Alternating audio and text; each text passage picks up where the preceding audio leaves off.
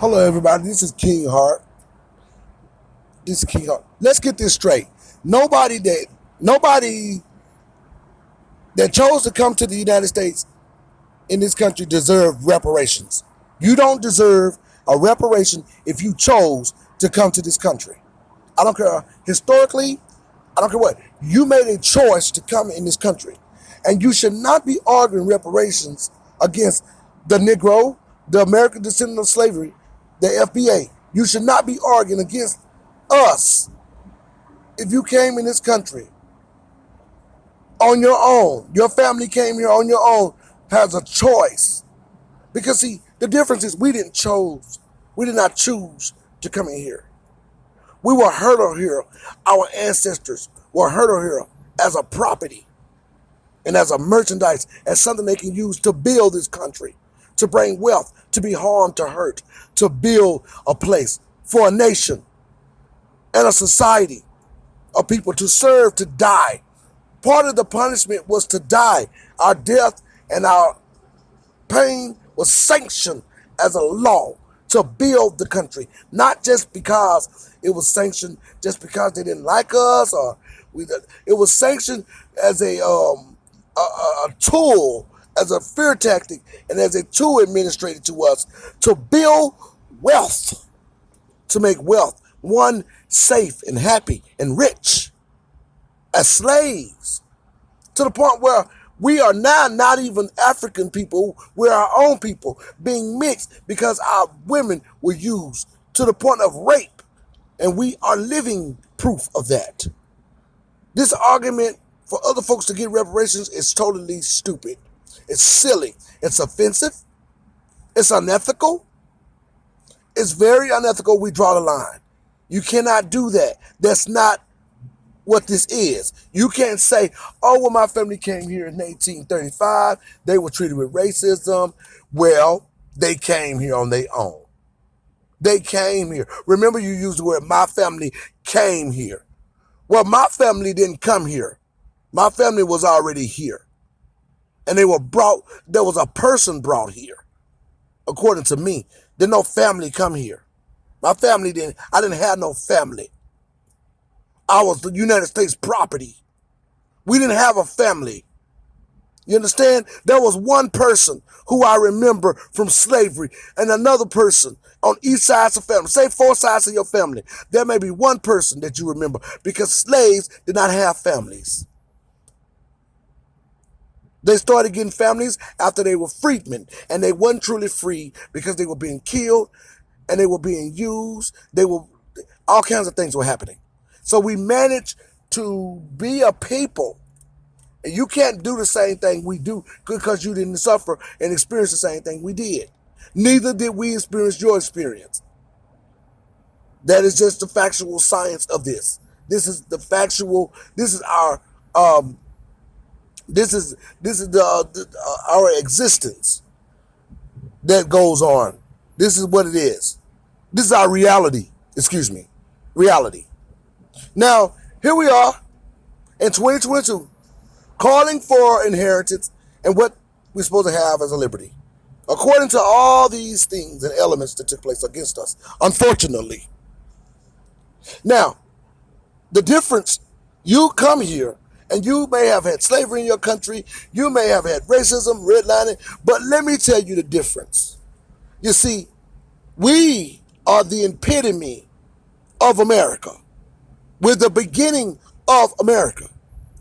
My great-grandmother, who I known to be an African, she was supposedly owned by an Irishman who she fathered 11 children by. One of those 11 children was my great-granddaddy named Jimmy. Okay? Oh yeah, this is where we exist. We are the stock, the livestock, the life, the pain that supports America in terms of why it exists the way it exists today. This is how ludicrous your argument is. So I'm running around with some Irish in me, a little bit of African in me, and native, and some native in me. But I don't get to take advantage of the native opportunity. You see, this thing about being a Negro runs deep. I don't think you understand.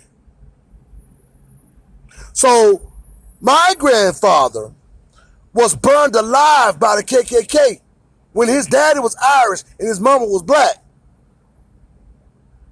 After he fathered 10 children, which was my grandmother, not my great grandmother. That was her daddy. But now his daddy was Irish. Now, they say my great great grandmother Doshabel, who was supposed to be owned by this Irish man who had land and property in Alabama, Johnsonville. They last name Johnson. In Alabama, Sweet Home, Alabama. This Irish man got property and owned Doshabel, but he treated her like a mistress instead of a slave. He had 11 children by her, and they referred to him as Mr. Johnson. They did not call him daddy. They were not considered to be people. But this is how they came about, by his DNA. And they have a Negro on their birth certificate. And so do I. And so does my grandmother. And let me tell you something.